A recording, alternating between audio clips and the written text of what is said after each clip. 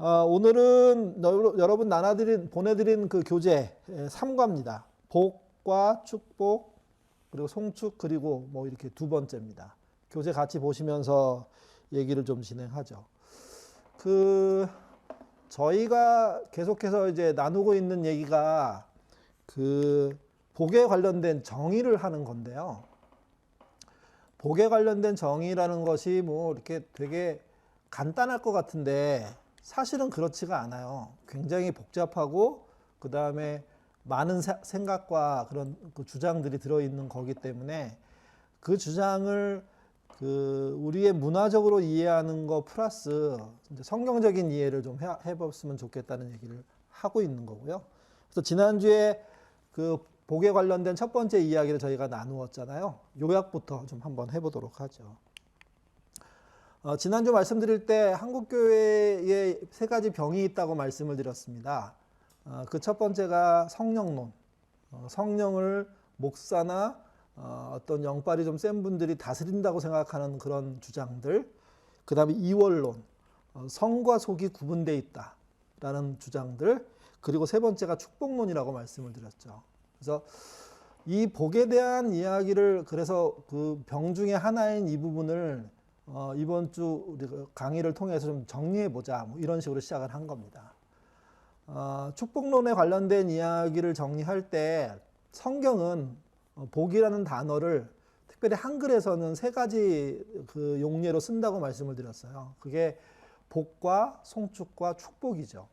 뭐 다들 기억하시겠지만 이 언어의 차이를 구분하는 게 되게 간단한 문제지만 중요하다고 말씀을 드렸습니다. 그래서 하나님은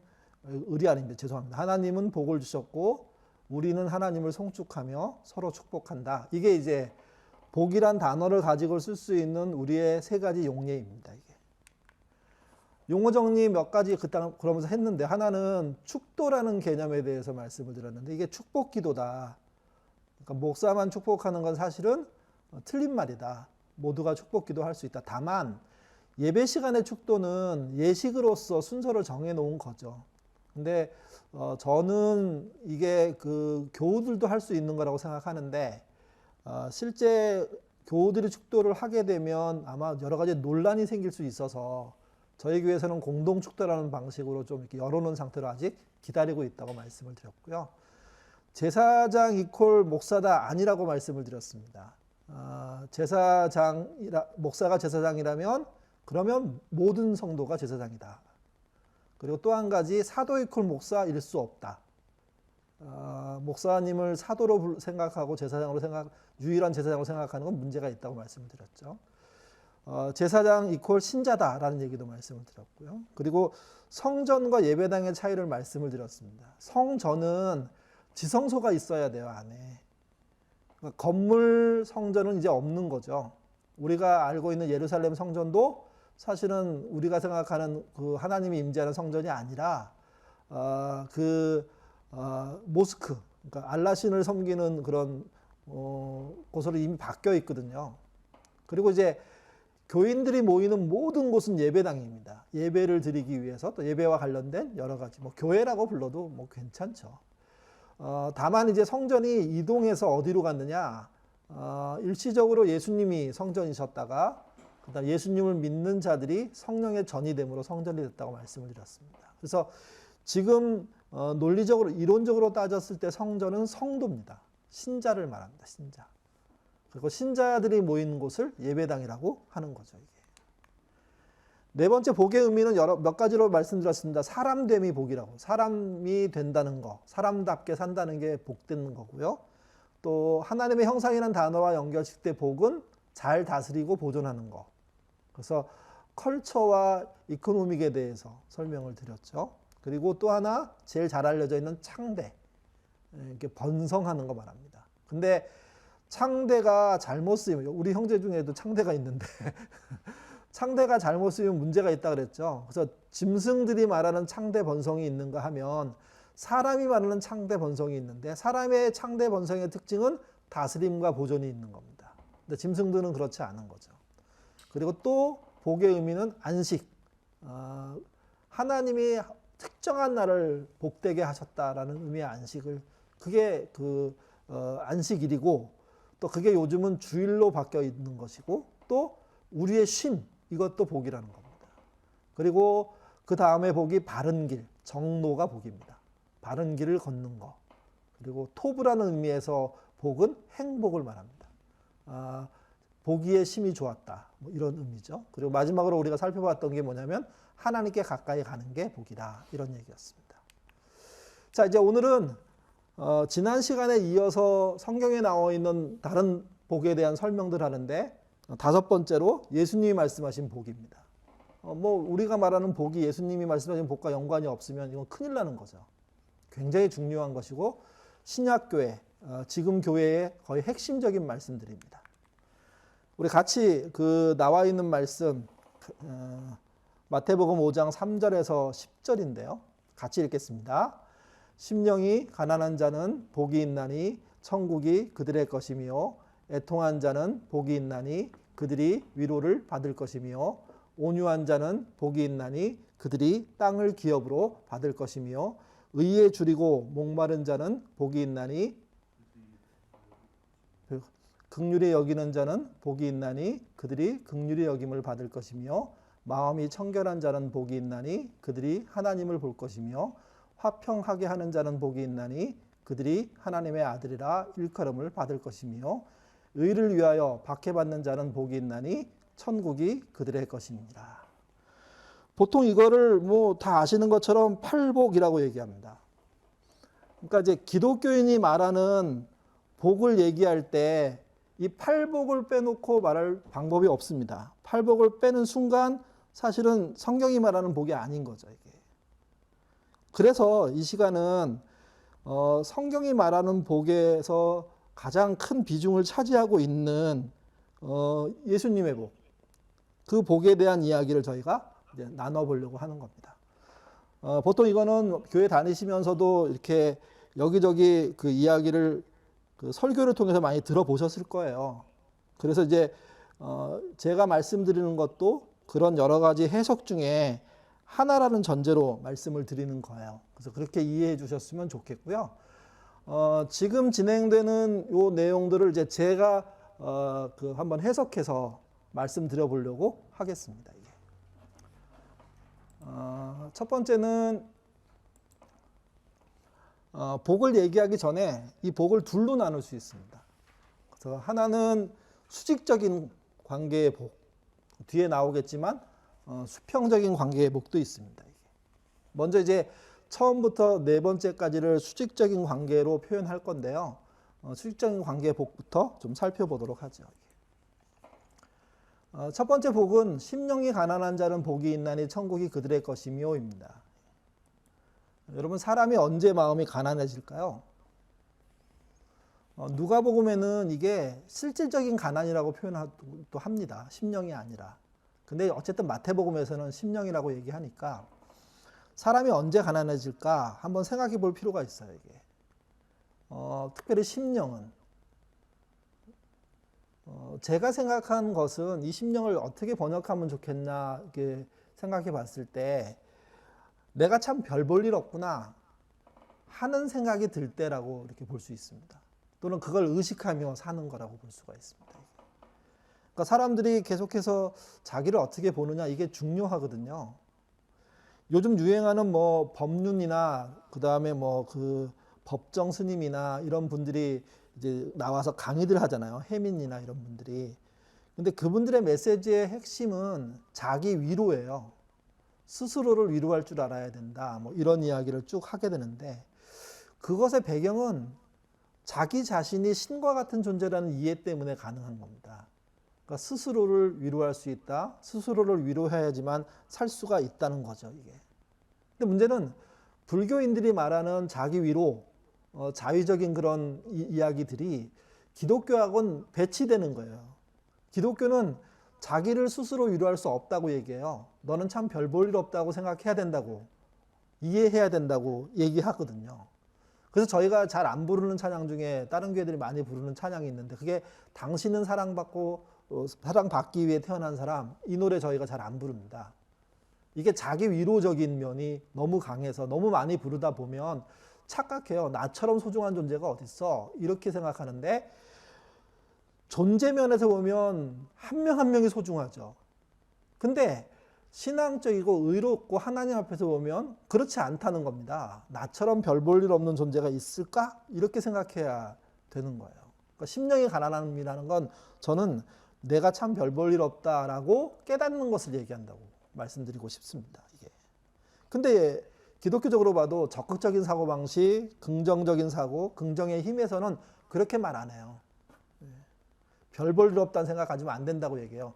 나같이 특별한 존재는 없다. 이렇게 얘기하는 거죠. 이게. 성경에서 왜 사람을 별 볼 없다고 얘기하는지 한번 살펴보죠. 시편 146편 4절입니다. 시편 146편 4절 같이 읽겠습니다. 그의 호흡이 끊어지면 흙으로 돌아가서 그날에 그의 생각이 소멸한. 예, 호흡이 끊어지면 존재했던 생각이 소멸된대요. 사실 사람은 몸이 존재하는 것도 중요하지만 사실 그 사람의 생각도 중요하거든요. 우리가 짐승이 아닌 가장 큰 차이는 생각이 있다는 겁니다. 근데 호흡이 끊어지면 생각도 소멸된다고 성경이 얘기하고 있습니다. 이게. 또 전도서 3장 20절도 같이 한번 읽어보겠습니다. 다 흙으로 말미암았으므로 다 흙으로 돌아가나니 다 한 곳으로 가거니와. 여기도 흙으로 돌아가서 소멸되는 걸 얘기하거든요. 이게. 그러니까 우리란 존재가 하나님을 못 만나면 그냥 흙이 되는 거예요. 그걸로 그냥 끝이 나는 거예요. 이게요. 근데 문제는 뭐냐면 이 말씀엔 역설이 들어있어요. 본인에 대한 자긍심이 가득 찬 자는 소멸될 건데 본인을 참 별 볼 일 없다고 이해하고 불쌍히 여기는 마음이 생기기 시작할 때, 불쌍함을 알 때 그 사람에게 어떤 역설이 일어나면 천국이 그 사람의 것이라는 거죠. 이게. 그래서 기독교와 개신교, 불교는 이렇게 매치가 될 수가 없습니다. 완전히 극에서 극으로 이어지는 어떤 차이가 존재하는 거죠. 이게. 마태복음 5장 3절을 메시지 번역을 한번 읽어보면 이렇습니다. 벼랑 끝에 서 있는 너희는 복이 있다. 너희가 작아질수록 하나님과 그분의 다스림은 커진다. 어떤 존재가 천국으로 들어가고 있는지를 처음 이렇게 명확하게 말씀하신 게 마태복음 5장 3절인데 이때 심령이 가난한 것, 그게 실제 그 사람이 별 볼 일 없다고 이해하고 자기를 의지하지 않게 될 때, 그때 그 사람이 천국을 소유하게 된다고 얘기하고 있는 거죠. 이게. 그래서 심령이 가난한 자는 내가 별 볼 일 없음을 아는 자라고 이게 해석을 하고 싶습니다. 그리고 여러분 교재에는 안 적혀 있는데요. 마지막 한 줄 천국이 어떤 사람의 것인지 이렇게 제가 요약해 놓은 거 있습니다. 여러분 교재에 한번 적으셨으면 좋겠어요. 천국은 자신이 별 볼 일 없음을 아는 사람들의 것이다. 이게 이제 제 식의 번역인 거죠. 번역이라고 말하면 완전히 의역인 거죠. 제 식의. 적으셨습니까? 천국은 자신이 별 볼 일 없음을 아는 사람들의 것이다. 이제 두 번째로 넘어가겠습니다. 마태복음 5장 4절입니다. 수직적인 관계를 표현하는 복이죠. 애통한 자는 복이 있나니 그들이 위로를 받을 것이며. 애통한 자를 뭐라고 봐야 될까? 이제 이게 또 이제 이 해석의 중요한 포인트죠, 이게. 이 세상에서 가장 슬픈 일이 뭘까요? 여러분 어떤 일이 가장 슬프실 것 같습니까? 부모님이 떠나신다면 슬프죠, 사실은. 또 나라가 망한다면 진짜 하늘이 무너지는 일들이 벌어질 겁니다. 이게. 근데 그런 문제 못지않게 우리에게 가장 자기 자신을 애통하게 두렵게 만드는 일이 있는데 그게 내가 죽는 거 아닐까요? 이게. 그러니까 가장 애통하는 상태를 한번 생각해 볼 필요가 있어요. 또 내가 죽는다고 했을 때 왜 그게 애통할 일일까? 그냥 자연인인 내가 죽으면 어떻게 되는지 모르기 때문에 두려워서 되게 뭐라 그래야 되나 답답함이 있고 뭐 있을 거고요. 신앙적으로 말했을 때 내가 죽는다는 것은 죄인이 죽는 거거든요.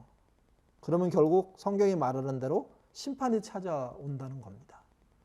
그래서 나라는 존재를 바라봤을 때 내가 애통할 수 있는 게 뭐가 있을까? 그게 나의 존재 자체에 대한 애통이죠, 이게. 그래서 이거를 저는 이렇게 번역할 수 있다고 생각합니다. 나처럼 더러운 자가 없다는 것을 알 때, 내가 정말 부족하다, 이거를 알 때. 예. 그러니까 나만한 더러움, 나만한 악함, 나만한 나쁨이 있을까? 물론 뭐 있겠죠. 그렇지만 내 악이 만만치 않음을 깨달을 때, 그때 나를 보고 애통해야 하는 게 아마 여기서 말하는 애통 같아요. 물론 다른 애통도 있습니다. 타인의 고통과 어려움을 보고 느끼는 애통. 그때 애통은 좀 다르죠. 사람이기 때문에 겪는 애통. 뭐 이런 거 말하는 겁니다. 찬송가 423장에 이렇게 말합니다. 먹보다도 더 검은 죄로 물든 마음. 그게 우리의 마음이라는 거죠. 사람의 마음. 예레미야 17장 9절도 얘기하는 겁니다. 같이 읽겠습니다. 만물보다 거짓되고 심히 부패한 것은 마음이라. 사람의 마음이죠. 또 나의 마음입니다. 이게. 그러니까 그런 마음을 알게 됐을 때 스스로 애통할 수밖에 없어요. 이게. 여러분, 나의 부족함 때문에 생기는 부조리한 사실들, 그거 얼마나 슬픕니까? 때때로는 나의 무능 때문에 생기는, 내가 더 좀 나았더라면, 능력이 있었더라면, 뭐 등등의 소유가 있었더라면, 이래서 생기는 한계들을 겪는 문제를 생각해 보면 사실은 나로 인한 애통이 있을 수밖에 없죠, 이게. 디모데전서 1장 15절도 같이 읽어보겠습니다. 미쁘다 모든 사람이 받을 만한 이 말이여, 그리스도 예수께서 죄인을 구원하시려고 세상에 임하셨다 하였도다. 죄인 중에 내가 괴순이라. 바울이 깨달은 놀라운 깨달음 중에 하나는 뭐냐면, 처음에는 자기는 자기 같은 의인이 없다고 생각하고 살았는데 예수님을 만나고 난 다음에 깨달으면 내가 죄인 중에 괴수였다는 거죠, 이게. 그래서 뭐 할 수 있느냐? 애통할 수 있습니다. 애통. 메시지 번역도 같이 한번 보시죠. 읽겠습니다. 가장 소중한 것을 잃었다고 느끼는 너희는 복이 있다. 그때야 너희가 가장 소중한 분의 품에 안길 수 있다. 예. 우리의 인간만을 바라볼 때 애통하면 그거예요. 진짜 중요한 걸 잃어버린 존재라는 거죠. 그걸 다른 말로 할 때 죄인이라고 얘기하는데, 근데 그 죄인이 애통을 벗어날 수 있는 길은 나를 품어주는 그분이 있다는 걸 알 때, 그리고 그 품에 안길 때 이루어진다는 일이죠. 이게. 그래서 애통한 자는 이렇게 번역하면 좋겠습니다. 나처럼 더러운 자가 없음을 깨달은 자. 천국에 관련된 서술로도 한번 여러분 적어 놓으면 좋겠는데요. 천국은 나처럼 더러운 자가 없음을 아는 사람들의 것이다. 첫 번째와 두 번째는 철저하게 저는 개인적으로 바라봐도 괜찮다고 생각합니다. 특별히 하나님 앞에서 나를 얘기하는 겁니다. 사람들 사이에서 나는 뒤에 얘기할 거고요. 둘의 공통점은 뭐냐면 나의 부족함, 나의 존재의 그런 연약함, 이거를 통해서 천국을 볼 수 있다는 거예요. 이거를 통해서 하나님을 바라보고 진정한 복을 볼 수가 있다는 거죠, 이게. 근데 그 반대로 가면 아니라는 겁니다. 세 번째, 마태복음 5장 5절입니다. 같이 읽겠습니다. 온유한 자는 복이 있나니 그들이 땅을 기업으로 받을 것이며. 예. 이제 온유한 자라는 뜻을 뭐로 번역하느냐가 이 해석의 중요한 아이디어인데요.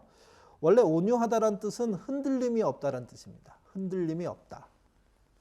이게 어떻게 흔들림이 없는 거냐면 아주 용맹스럽고 싸나운 개가 주인 앞에 꼼짝하지 않고 있는 거예요. 바로 앞에 먹을 것이 있음에도 불구하고 주인이 허락하지 않으면 안 먹는 거. 거기를 쳐다보지도 않고 거기에 대해서 의식하지도 않고 호시탐탐 그걸 노리지도 않고 그냥 흔들림 없이 자리를 잘 지킨다는 뜻이 온유함이거든요. 온유함.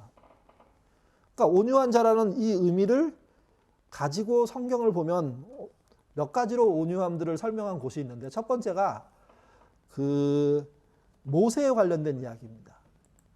민수기 12장 3절에 나오는 건데요. 한번 같이 한번 읽어보죠. 이 사람 모세는 온유함이 지면의 모든 사람보다 더하다. 그러니까 모세를 온유한 사람이라고 했어요. 왜 그럴까? 이게 이제 모세가 신을 벗는 일과 연결이 되어 있습니다. 출애굽기 3장 5절 같이 읽겠습니다. 하나님이 이르시되 이리로 가까이 오지 말라. 내가 선 곳은 거룩한 땅이니 내 발에서 신을 벗으라. 저희가 제일 마지막 시간에 권리 포기라는 걸 할 때 이 출애굽기 3장 5절을 본문으로 하게 될 건데, 내 발에 신을 벗는 건 그냥 우리는 신 벗는 거지만 성경 구약 시대의 그 이스라엘에서는요, 본인의 권리를 내놓는 거예요. 그때 뭐 권리 포기할 때 자세하게 설명을 드릴게요. 그러니까 이제 그 자기의 모든 권리를, 양치기의 권리를 모두 이렇게 내놓는 작업들을 어디서 하게 되냐면 그 가시떨기 나무에 불이 붙어 있는 자리에서 하게 돼요. 그러니까 모세가 평상시처럼 양을 치다가 가시떨기 나무에 그에 불이 붙어 있는 걸 봤고, 그게 너무 신기해서 다가가가지고 자세히 들어보려고 하다가 거기서 소리가 나잖아요. 하나님의 말씀인데, 거룩한 땅이니까 신을 벗어라, 이 말을 합니다. 근데 우리는 그냥 신 벗는 이야기로 듣지만, 그 시대 사람들은 그 신은 자기의 권리를 포기한다는 의미에서 신 벗는 거예요. 그걸 하나님이 요구하세요. 네가 이 불꽃을 자세히 보려고 원한다, 가까이 오려고 원하면 신을 벗고 들어와라. 근데 모세가 신을 벗고 들어가죠. 이게 자기의 권리를 다 내려놓아도 괜찮다는 이해, 더 다가가고 싶다는 이해가 누구에게 있었느냐? 모세에게 있었답니다. 그리고 그 모세를 하나님이 부를 때 뭐라고 그랬냐면 온유한 사람이라고 했어요. 자기의 소유와 권리를 다 내려놓고도 흔들림이 없다. 온유는 그런 뜻입니다. 이게. 두 번째 그 온유와 관련된 마음은 부드러운 마음이라는 의미예요. 이게 에스겔서에 나오는 말인데 11장 19절 읽겠습니다. 내가 그들에게 한 마음을 주고 그 속에 새 영을 주며 그 몸에 돌 같은 마음을 제거하고 살처럼 부드러운 마음을 주어. 이게 이제 에스겔이 본 여러 가지 환상 속에서 나오는 이야기들인데, 근데 거기에 영이라고 표현한 새 영을 준다고 표현하면서 실제 몸 안에 있는 살을 가지고 비유를 하세요. 그래서 몸에서 돌 같은 마음, 그 다음에 부드러운 마음, 이렇게 살처럼 부드러운 마음.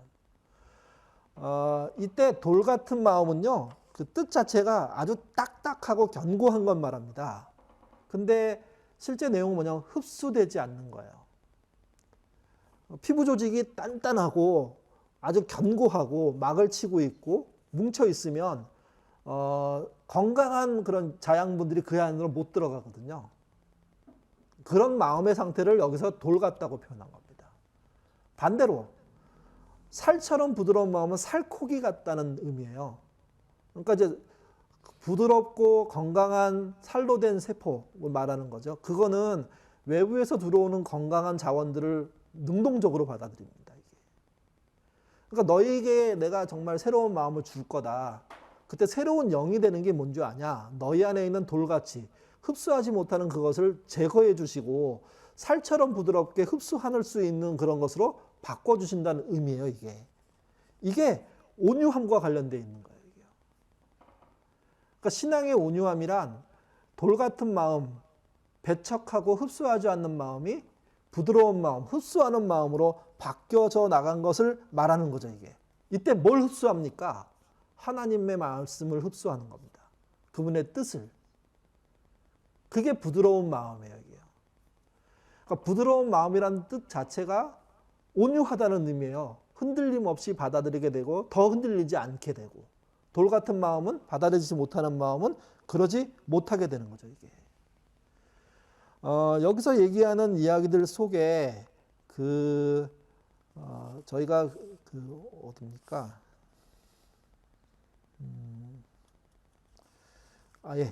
계속 얘기하죠. 메시지 번역도 한번 이 부분만 보죠. 읽겠습니다. 더도 말고 덜도 말고 자신의 모습 그대로 만족하는 너희는 복이 있다. 그때 너희는 돈으로 살 수 없는 모든 것을 당당한 주인이 된다. 이게 흔들림이 없다는 의미입니다. 근데 여러분, 그 메시지 번역은 에스겔 번역이 아니에요. 우리가 말했던 앞에서 나누었던 그 몇 장입니까? 그 마태복음 5장 5절에 대한 번역이죠. 그러니까 모세가 실제 부드러운 마음, 흔들리지 않는 마음을 가진 것처럼 신자는 자신의 권리를 내놓을 때 그렇게 된다는 겁니다. 그런데 권리를 주장하면 그 부분에 문제가 생겨요. 그래서 그 온유한 마음은 흔들림이 없다로 번역하면 좋습니다. 예. 천국에 대한 표현으로 한번 읽어보시면요. 적어 놓으십시오. 천국은 자신의 권리를 포기하는 사람들의 것이다. 천국은 자신의 권리를 주장하는 사람들의 것이 아닙니다. 이게 자신의 권리를 내려놓으면서도 흔들림이 없는 사람들의 것입니다. 그만큼 그 안에는 하나님이 주신 말씀으로 이렇게 든든함들이 존재하는 거죠. 이게. 네 번째입니다. 5장 6절. 의에 줄이고 목마른 자는 복이 있나니 그들이 배부를 것이며. 그 의란 두 가지로 설명할 수 있는데 첫 번째는요. 하나님을 믿음으로 생긴 의입니다. 그게 이제 우리가 보통 믿어서 갖게 된 의, 그게 의입니다. 또 하나의 뜻은 뭐냐면요. 의로운 삶입니다. 그래서 믿음으로 의로워지고 삶으로 의로워집니다. 또 의롭기 때문에 삶이 의로움을 표현할 수 있게 되는 겁니다. 이게. 예수님께서 믿음의 의와 삶의 의를 병행해서 설명하신 이유가 있어요. 믿음으로는 의롭다고 얘기하는 사람들 중에 삶으로는 아닌 사람들이 있었어요. 마태복음 5장 20절인데요. 같이 읽겠습니다. 내가 너희에게 이르노니 너희 의가 서기관과 바리새인보다 더 낫지 못하면 결코 천국에 들어가지 못하리라. 여기서 말하는 서기관과 바리새인들은 어떤 의가 강한 사람은 믿음의 의가 강한 사람들이에요. 근데 어떤 의는 없습니까? 삶의 의는 없는 거예요. 이게요. 그 이제 검사 같은 사람들을 생각해 보면 이 사람들이 죄인들을 잡아다가 벌을 주잖아요. 그러니까 정의로워야 돼요. 법에 능해야 되고 그 악한 일을 한 사람들을 잡아들여야 되는 어떤 그 선한 일에 참여하는 모습이 있어요. 근데 그것과 그 검사가 정의롭게 사는 건 다른 문제예요. 말로는 정의롭게 얘기하지만 삶으로는 온갖 비리를 저지르는 만약에 검사가 있다, 판사가 있다고 하면 그 사람은 여기 등장하는 서기관과 별다를 게 없어요. 똑같이 신앙인도 그래요. 믿음으로 의롭다고 됐다고 믿으면서 삶은 의로운 삶이 아니면 어떤 일이 벌어지겠습니까? 그 사람을 위해서 하나님이 욕먹는 일, 교회가 욕먹는 일이 벌어진 거죠. 이게. 사실 요즘 많은 그 교회에 대한 걱정 중에 하나는 교회가 코로나 시대에 큰 문제를 많이 일으키니까 우리 교인들 안에도 있는데요. 교회를 나가고 싶지 않다고 생각하는 분들이 늘어나고 있다는 겁니다. 교인들 안에. 그러니까 그게 결국은 서기관과 바리새인들의 행동들을 보고 그렇게 하게 된 거죠, 이게. 대학 진학에 관심이 많은 사람은요, 대학 진학에 돈을 많이 쓰게 돼 있습니다. 한 과목에 몇십만 원씩 하는 과외 시키게 돼 있죠. 할 수밖에 없고요, 이게. 밥을 중요하게 생각하는 사람은 밥값이 제일 많이 나가지 않을까요? 여러분 책을 중요하게 생각하는 사람은 책값이 많이 나가게 돼 있죠. 그러니까 의로운 생각과 의로운 행동은 다른 겁니다. 그 관심에 따라 모든 내용들이 드러나는 거예요, 이게. 그래서 성경에 얘기 나오잖아요. 마태복음 6장 33절 같이 읽겠습니다. 그런즉 너희는 먼저 그의 나라와 그의 의를 구하라. 그리하면 이 모든 것을 너희에게 더하시리라. 이게 구하다라는 뜻이 간구한다는 뜻만 있는 게 아니에요. 삶으로 구현한다는 의미도 있는 거예요. 구한 자가 살려고 애쓸 때 하나님이 더해 주시는 은혜가 존재하는 거죠, 이게. 그래서 여기서 정리를 하나 이렇게 메시지도 같이 읽어보고 하죠. 메시지 읽겠습니다. 하나님께 입맛이 당기는 너희는 복이 있다. 그분은 너희 평생에 맛볼 최고의 음식이요 음료다. 저는 이거 읽고 확 깼습니다. 와, 이렇게 번역할 수가 있구나. 이거는 정식의 번역이라고 할 수 없고요. 거의 창작 수준의 의역입니다. 근데 굉장히 그 배부름을 중심으로 이게 번역을 한 건데 의를 뭐라고 얘기했냐면 하나님께 입맛 당기는, 하나님을 먹을 수 있는 게 아니잖아요. 근데 하나님한테 구미가 당겨요, 우리가. 이 말은 다른 말로 관심이 생기고 흠모하고 따라간다는 의미를 아마 그렇게 볼 수 있을 것 같습니다. 이게. 그래서 의에 줄이고 목마른 것을 이렇게 번역해도 괜찮습니다. 자신의 의가 아닌 의로운 삶에 목마르다. 저는 그렇게 번역하고 싶습니다. 자기의 의가 아닌 하나님의 의죠. 그리고 의로운 삶을 살아내기 위해서 애쓰는 자, 복이 있습니다. 그들이 배부를 거라는 거죠. 이게. 천국에 대한 표현으로도 이렇게 적어 놓으시면 좋겠는데요. 천국은 하나님의 뜻을 성취하는 데 재능과 돈과 시간을 사용하는 사람들의 것이다. 의롭다는 게 저는 그렇게 설명한 겁니다. 뜻을 알고 뜻을 성취하는데 재능, 돈, 시간을 쓰는 것. 이게 의로운 삶이라는 거죠. 이게. 뭐 100% 이 일에 쓸 수는 없을 수 있어요. 그렇지만 신자의 삶이 바르게 되면 100% 가능하다고 생각합니다. 왜? 신자의 모든 삶이 의로운 삶이거든요. 뭐 늘 그럴 수는 없지만 애쓰고 노력하고 수고하는 모든 삶을 그렇게 받아주시기 때문에. 그래서 과연 나는 하나님의 뜻을 위해서 예수님을 따라가기 위해서 얼마만큼의 재능과 돈과 시간을 쓰고 있는지를 생각해 보면 그러면 그 사람이 의인인지 아닌지가 드러날 수 있다는 겁니다. 그렇게 수고하는 사람에게 뭐가 있냐? 천국이 있다는 거죠. 이게. 배가 부르는 역사가 있다는 거죠. 여기까지가 수직적인 내용으로서의 이야기입니다. 뒤에 가서 요약을 다시 한번 하겠습니다. 이어서 이제 수평적인 겁니다. 마태복음 5장 7절 읽겠습니다. 긍휼히 여기는 자는 복이 있나니 그들이 긍휼히 여김을 받을 것이며. 긍휼이란 말이 뭐 다 아시는 것처럼 남을 돌보는 거잖아요. 이게 불쌍히 여기는 마음, 용서하는 마음, 상대방과 마음이 같아지는 마음, 또는 이제 좀 더 이렇게 적극적인 분들은 상대방 아래 쓰는, 밑에 쓰는 마음, 뭐 이렇게 표현하는데, 사실은 기독교인의 삶은 긍휼히 여기는 삶보다는 상호 돌봄이 맞아요. 이게 돕는 배필에서 나오는 생각인데, 근데 사람들 안에는 나보다 훨씬 더 연약한 자가 있다는 전제로 봤을 때 긍휼히 여김 또한 가능한 거죠. 이게. 자기의 직업이나 시간이나 돈을 사용해서 긍휼히 여김으로 이렇게 결론이 날 수 있다면 저는 최고라고 생각합니다. 이게. 근데 그러려고 하면 고정적인 자기 태도와 방식들을 바꿔야 돼요. 그리고 자기식으로 다른 사람을 해석하는 일을 중단해야 돼요. 이게. 근데 이게 쉬운 일이 아니라는 겁니다. 이게. 아둘람 모임을 통해서 저희가 이제 긍휼히 여기는 마음을 서로 공유하는 상호 돌봄의 공동체 하자고 이렇게 얘기하는데, 처음에 잘 됐다가도 잘 안 될 수가 있어요. 서로를 알게 되면. 그래서 서로가 이해가 안 되면. 그러면 훨씬 더 나빠지죠, 이게. 근데 마태복음 5장 7절은 긍휼히 여기는 자가 긍휼히 여김을 받는다고 얘기합니다. 그게 또 복이고 천국과 관련된다고 얘기하는 거죠, 이게. 역사적으로 보면 황제들의 수명이 굉장히 짧습니다. 로마 황제들의 평균 수명은 35세고요. 중국의 왕들 그 평균 수명은 39.2세랍니다. 그리고 조선의 왕들은 43.3세래요. 우리나라 왕들이 제일 오래 산 것 같아요. 근데 생각해보면 왜 이렇게 평균 수명보다 짧을까요? 왕의 수명이. 먹을 것으로 따지면 가장 잘 먹을 건데, 가장 안전한 곳에서 잘 건데, 그리고 가장 그 뛰어난 복지 속에서 살 건데, 이게. 그냥 그것을 연구한 사람들의 이야기로는 그들이 갖고 있는 부담감 때문이랍니다. 그냥 한 끼를 먹어도 나라를 위한 삶이 돼야 되잖아요. 이게 정신적으로, 심리적으로 굉장히 본인들을 어렵게 이렇게 궁지에 몰았는데요. 제가 왜 이 비유를 드리냐면, 긍휼히 여김을 받지 않을 사람은 이 땅에 아무도 없다는 겁니다. 가장 잘 산다고 얘기하는 사람들도 사실은 불쌍한 면을 갖고 사는 거예요.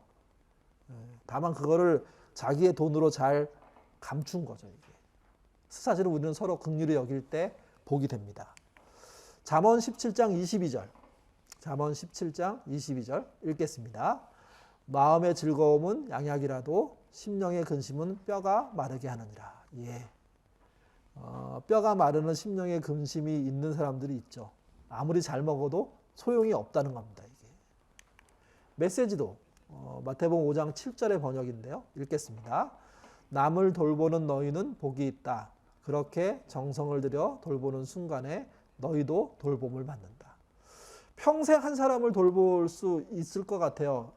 그런 경우가 있겠죠. 근데 대부분은 그렇지 못할 겁니다. 그러면 맡겨진 사람들을 잘 돌보실 필요가 있습니다. 긍휼히 여겨주시고요. 지금이 김장철이잖아요. 여성분들, 주부들의 김장에 대한 스트레스가 장난이 아니죠. 특별히 시어머니가 계신 분들이 겪는 김장에 대한 스트레스는 이거 뭐 말로 표현하기 어려워요. 뭐 식구가 적으면 모르겠는데 대가족의 김장은 더 힘들잖아요, 이게. 그래서 이제 김장철이 다가오거나 또는 반대로 어느 명절 같은 데가 다가오면 주부들이나 뭐 이렇게 물론 남자도 똑같은데 되게 예민해지지 않습니까? 서로 그걸 알아요. 근데 그걸 알매도 불구하고 그걸로 인해서 싸움이 일어나요. 그래서 우리가 긍휼히 여기지 못하는 거죠, 사실은. 그러니까 김장이나 명절 때문에 불안해하는 가족이 있다면 미리부터 그 마음을 헤아리고 그 불안을 줄여주는 역할들을 하는 거. 이게 긍휼히 여기는 겁니다, 이게. 그러면 그 사람에게 복이 있다는 거예요. 똑같이 우리 주변에 있는 사람이나 또는 우리와 관계된 사람들 안에 그 불쌍하게 보이는 그 면들에 대해서 정말 그걸 인정해주고 그다음에 그것 때문에 가엾이 여겨주는, 심지어 힘이 세고 여러분들한테 어려움을 했던 그런 사람들도 사실은 불쌍한 존재다, 이런 생각을 갖고 봐주는, 이게 필요하다는 겁니다. 긍휼히 여기면 다른 말로요, 남을 돌보는 것을 말합니다. 남을 돌보는 것. 자, 천국에 대한 표현으로 한번 읽어보죠. 천국은 상대에게 맞는 방식과 태도로 대하는 사람들의 것이다. 진정한 복은 상대방에 맞는 태도와 방식. 이건 여러분 공평하게 할 수가 없습니다. 다 다릅니다. 아내에게 하는 것과 남편에게 하는 것 다를 수 있고요. 자식에게 하는 것, 자식 안에서도 첫째, 둘째, 셋째 뭐 이런 식으로 나눠서 할 수밖에 없는 영역들이 생긴 거죠. 그래서 중요한 게 뭐냐면 그에게 맞추는 겁니다. 그에게. 그러니까 좋은 신앙인은 누구냐? 나와 상대하는 사람들에게 맞출 수 있는, 그게 긍휼히 여겨주는 마음이거든요. 그러면 그는 그의 삶의 방식과 태도를 통해서 천국을 누리고 살게 된다는 거죠. 이게. 갑자기 확 어려워지네요. 예. 여섯 번째입니다. 마태복음 5장 8절. 마음이 청결한 자는 복이 있나니 그들이 하나님을 볼 것이며. 마음이 청결. 이 뜻이요, 청결이란 뜻이 맑고 깨끗한 물이란 뜻입니다. 물처럼 투명하게 안이 비춰지는 존재를 말하는 거죠. 이게. 시편 24편 3, 4절. 시편 24편 3, 4절 읽겠습니다. 여호와의 산에 오를 자가 누구며 그의 거룩한 곳에 설 자가 누구인가? 곧 손이 깨끗하며 마음이 청결하며 뜻을 허탄한 데 두지 아니하며 거짓 맹세하지 아니하는 자로다. 예. 거기 보시면 마음이 깨끗하다는 것만이 아닙니다. 손도 깨끗해야 돼요. 또 하나 그것만이 아니에요. 허탄한 데 뜻을 두지 않아야 돼요. 거짓 맹세도 안 해야 돼요. 이게. 이 말은 무슨 말이 되냐면 안과 밖이 전부 다 깨끗해지려고 애쓰는, 그렇게 수고한다는 거죠. 이게. 불교에서는 이걸 어떻게 이루게 하려고 하냐면요, 마음을 비움으로 이루게 합니다. 저희가 이제 중간에 가면 불교 이야기 또 하게 될 건데 그때 마음을 어떻게 비우는지 자력정교, 타력정교 얘기할 때 말씀을 드릴게요. 근데 불교는 기본적으로 마음을 비워요. 근데 기독교는 좀 다릅니다. 마음을 비우고 채워야 돼요. 기독교 그 신약의 사건 중에 그런 거 있잖아요.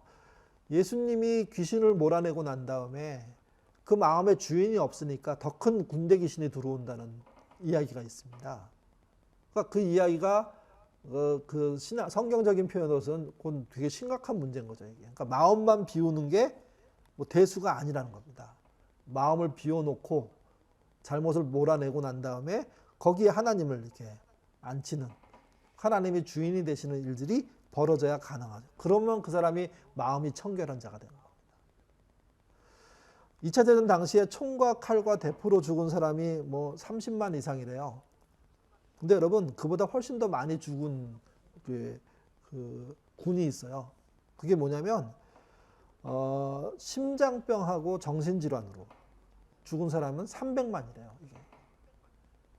그러니까 물론 이제 일일이 300만을 전부 다 검사해가지고 이렇게 조사한 건 아니지만 전쟁이라는 것이 일어나면 총과 폭탄으로 죽는 사람보다 마음의 병으로 죽는 사람들, 정신적인 문제로 죽는 사람들이 10배가 넘는다는 이야기를 하는 거예요. 이게요. 마음을 어떻게 다스리느냐가 굉장히 중요한 거거든요. 근데 그 마음에 교만을 채우고 돈을 채우고 그 다음에 미신을 채운다면 그러면 그 사람의 삶이 온전해질 수가 없죠.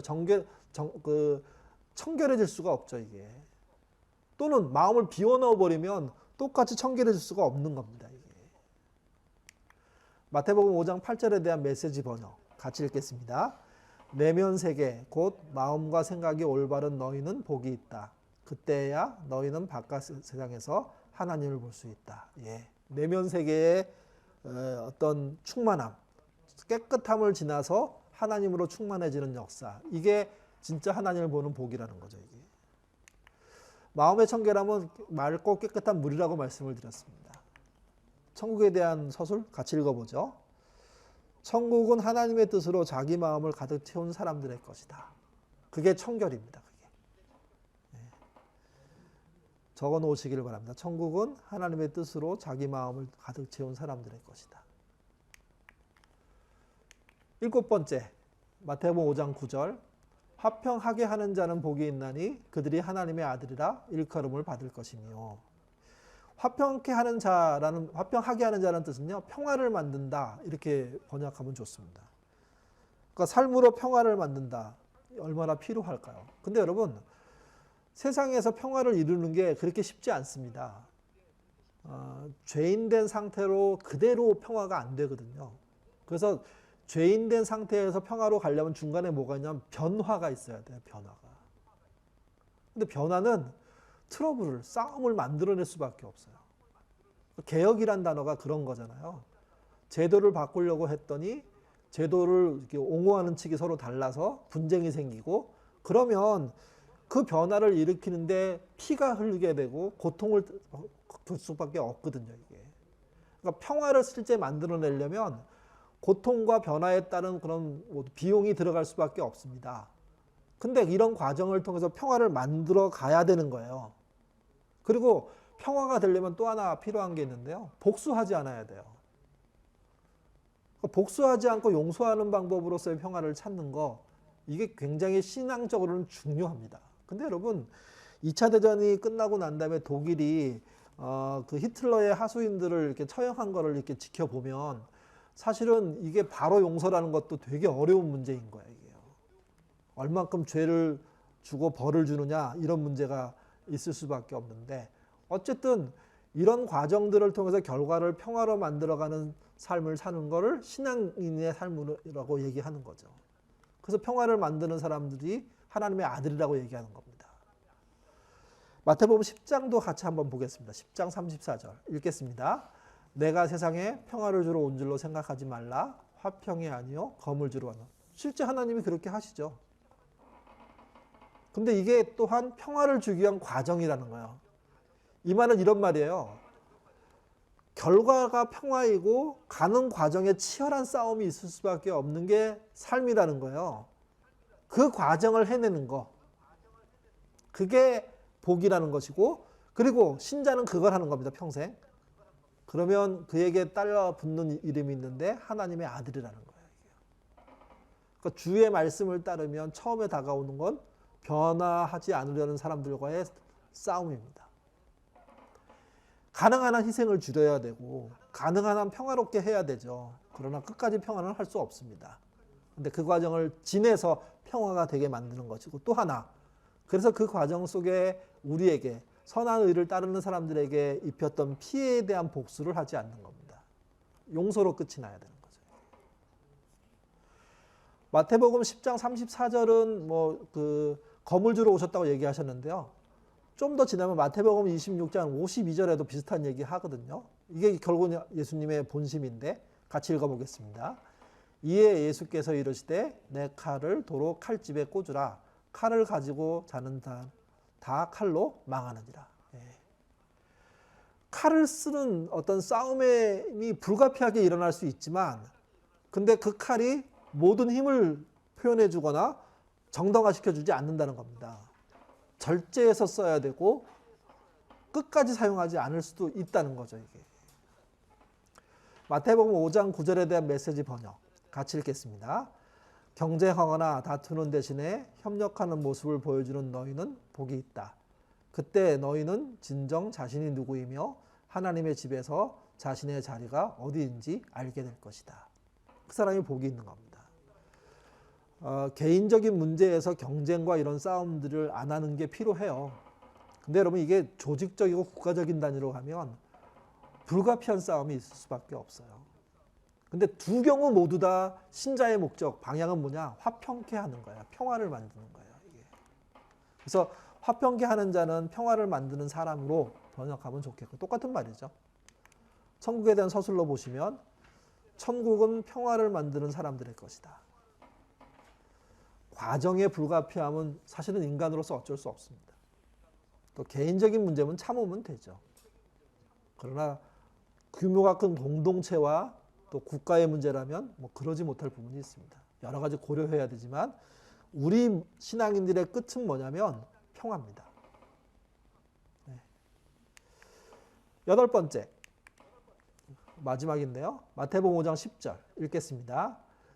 의를 위하여 박해를 받는 자는 복이 있나니 천국이 그들의 것입니다. 아까 뭐 의에 대해서 쭉 얘기를 했죠. 의를 위해서 박해를 받는 거 할 때 의는 앞에 믿음으로 의, 삶으로 의 말씀을 드렸고, 근데 그렇게 살려고 했더니 박해를 받아요. 이걸 다른 말로 하면 의 때문에 받는 박해예요. 의 때문에 고생하는 거예요. 이게요. 사람은 대부분요 자기 때문에 고생해요. 나 때문에. 그게 뭐 정상이죠 이게. 근데 그걸 넘어서서 의로운 삶 때문에 고난받는 사람이 있어요. 의는 다른 말로 하면 예수님이라고 얘기할 수 있는데 예수님 때문에 고난받는 거죠. 이게. 마태복음 5장 11절 12절 10절 이후에 이어져 나오는 말인데 같이 읽어보겠습니다. 나로 말미암아 너희를 욕하고 박해하고 거짓으로 너희를 거슬려 모든 악한 말을 할 때에 너희에게 복이 있나니 기뻐하고 즐거워하라. 하늘에서 너희의 상이 큼이라. 너희 전에 있던 선지자들도 이와 같이 박해하였느니라. 예. 그러니까 의로운 삶으로 인해서 오는 박해, 그거는 복된 길이라는 겁니다. 천국이 그 사람의 것이니까. 여러분 지금 교회가 욕먹는 것은 박해일까요? 잘못한 것에 대한 평가일까요? 너무나 명확합니다. 지금 박해 상황이 아니에요. 어떤 목사님들 유튜브 지나가다 봤는데 막 온 세상이 교회를 박해한다고 정신 차려야 된다고 막 얘기하는데 그 얘기 쭉 들어보면 교회가 잘못해서 욕먹고 있는 거거든요. 교회가 방역을 잘못해서 수백 명이 나왔을 때 욕할 수 있죠. 우리도 뭐 다른 어떤 사람들이 그런 실수를 할 때 아이 나쁘네 이렇게 얘기할 수 있는 것처럼. 그러니까 그거는 박해 아니에요. 잘못에 대한 돌아오는 평가이고 돌아오는 비난이죠. 비판이고요. 이게. 근데 의로운 삶에 따른 박해가 있다는 겁니다. 이게. 좀 더 적극적인 바울의 이야기 한번 보시죠. 디모데후서 3장 12절 읽겠습니다. 무릇 그리스도 예수 안에서 경건하게 살고자 하는 자는 박해를 진짜 신앙인으로서 잘 살려고 노력하면 박해를 받을 수밖에 없다고 얘기하고 있습니다. 메시지 마태복음 5장 10절에 대한 메시지입니다. 읽겠습니다. 하나님에게 헌신했기 때문에 박해받는 너희는 복이 있다. 그 박해로 인해 너희는 하나님 나라에 더 깊이 들어가게 된다. 이번에 그 메시지 번역은 이번엔 좋은 것 같아요. 그래서 이제 의를 위하여 박해를 받는 사람을 이렇게 바꿀 수 있다고 생각합니다. 예수님 때문에 고생하는 사람들. 예수 믿어 고생하는. 근데 이거는 저기는 아니에요. 예수 믿어서 잘못을 저질러 가지고 또는 예수 믿어가지고 너무 이렇게 뭐라 그래야 되나요? 호들갑을 떨어서 이렇게 오는 건 아닌 것 말한 겁니다. 천국에 대한 표현 적어 놓으십시오. 천국은 박해를 받으면서 복수하지 않는 사람들의 것이다. 저는 이렇게 보고 하면 좋을 것 같습니다. 의롭게 살려고 하는데 박해를 받았어요. 근데 복수하지 않는 거죠. 이게. 진정한 복을 정리하면 이렇습니다. 진정한 복 이퀄 천국이라고 얘기할 수 있는데요. 수직 수평으로 있다고 말씀을 드렸잖아요. 진정한 복은 천국이라고 표현되어 있어요. 처음에는. 근데 수평의 5번째 가보면 극률로 표현되어 있습니다. 또 진정한 복을 위로라고 표현하고 있는데 또 그 6번째 가보면 하나님을 봄이라고 표현되고 있습니다. 그 다음에 진정한 복 천국을 3번째 복에서는 땅이라고 기업이라고 표현하고 있는데 그 7번째로 가면 아들이라고 표현합니다. 하나님의 아들. 그리고 네 번째 진정한 복은 배부름이라고 표현하고 있는데 그 여덟 번째 복에 가면 천국이라고 표현합니다. 여러분 이 여덟 가지를 종합적으로 보셔야 되는 겁니다. 복이라는 게. 천국이면서 위로이고 긍휼인 거죠. 땅에서 이루어지는 일들을 말하는 것이고, 근데 이때 땅은요 사실은 어떤 의미가 들어있냐면 돈으로 주고 살 수 없는 가치를 말합니다. 왜 그러냐면 이스라엘의 땅은 개인 소유가 없어요. 하나님의 거예요, 전부 다. 그러니까 지금 우리의 땅하고 달라요. 그러니까 그 마태복음을 팔복을 해석하면서 이 땅이 나오면 땅 부자가 될 거라고 막 해석하는 분 많은데 말도 안 되는 거예요. 지금은 돈으로 살 수 없는 거로 바꿔야 돼요. 지금은 땅이 아니에요. 땅은 돈으로 살 수 있으니까. 그리고 하나님의 아들이란 표현이고, 그 다음에 그 마지막으로는 배부름과 천국으로 표현되고 있는 거예요. 그래서 이건 이렇게 볼 수 있어요. 우리가 지향하는, 가려고 하는 천국과 이 땅에 천국화되는 내용들이 있다는 거죠. 그리고 그 천국은 지금과 미래가 연결되어 있는 거예요. 어떻게 연결되어 있냐? 위로와 긍휼과 배부름 같은 방식을 통해서. 또 세상 사람들이 나를 통해서 하나님을 바라보는 것과 내가 하나님의 아들이라고 칭찬해 주는 걸 통해서 지금 이루어질 수 있는 거예요. 이게. 그러니까 예수님이 말씀하신 팔복 기억할 필요가 있습니다. 우리가 복 얘기할 때 이걸 빼놓고 장수의 복, 출세의 복, 성공의 복, 뭐 부자의 복, 뭐 이렇게 얘기하면 이거는 성경하고 너무 먼 거예요. 이게요. 요약 마지막으로 하고 쉬겠습니다. 첫 번째, 수직적 관계에서의 복. 여러분 교재에 있는 거하고 달라서 수정이라고 써놓은 겁니다. 여기 있는 거 제가 이렇게 업데이트를 안 한 상태에서 보내드려가지고 죄송한데요. 적어 놓으시면 좋을 것 같아요. 진정한 복, 천국은 별 볼 일 없는 죄인이지만 하나님을 믿고 성경의 정신에 따라 권리 포기하고 재능과 물질과 시간을 이웃과 함께 살기 위해 사용하는 사람들의 것이다. 좀 긴데 이게 1절 5장 1절부터 4절까지 이야기를 이렇게 제 식으로 정리해 본 겁니다. 적어 놓으십시오. 진정한 복, 천국은 별 볼 일 없는 죄인이지만 하나님을 믿고 성경의 정신에 따라 권리 포기하고 재능과 물질과 시간을 이웃과 함께 살기 위해 사용하는 사람들의 것이다. 이게 복이라는 겁니다. 이게. 다 적으셨는지 모르겠네요. 적으셨으면 이렇게 사인 주세요. 보이나요? 우리 식구들? 아직 쓰고 계세요? 네. 수정한 걸 못 보내드려서 너무 죄송합니다. 좀 이따가 다시 뭐 올라갈 거니까요. 보시면. 진정한 복은 별 볼 일 없는 죄인이지만 하나님을 믿고 성경의 정신에 따라 권리를 포기하고 재능과 물질과 시간을 이웃과 함께 살기 위해 사용하는 사람들의 것이다. 두 번째, 수평적인 거 보죠. 수평적인 거. 이것도 수정하셔야 됩니다. 진정한 복은 하나님의 말씀으로 마음을 채우고 다른 사람의 형편을 존중하고 박해받는 사람에게 복수하지 않고 평안을 만드는 사람들의 것이다. 진정한 복은 하나님의 말씀으로 마음을 채우고 다른 사람의 형편을 존중하고 박해하는 사람들에게 복수하지 않고 평안을 만드는 사람들의 것이다. 이게 복입니다. 특별히 예수님이 말씀하신 복입니다.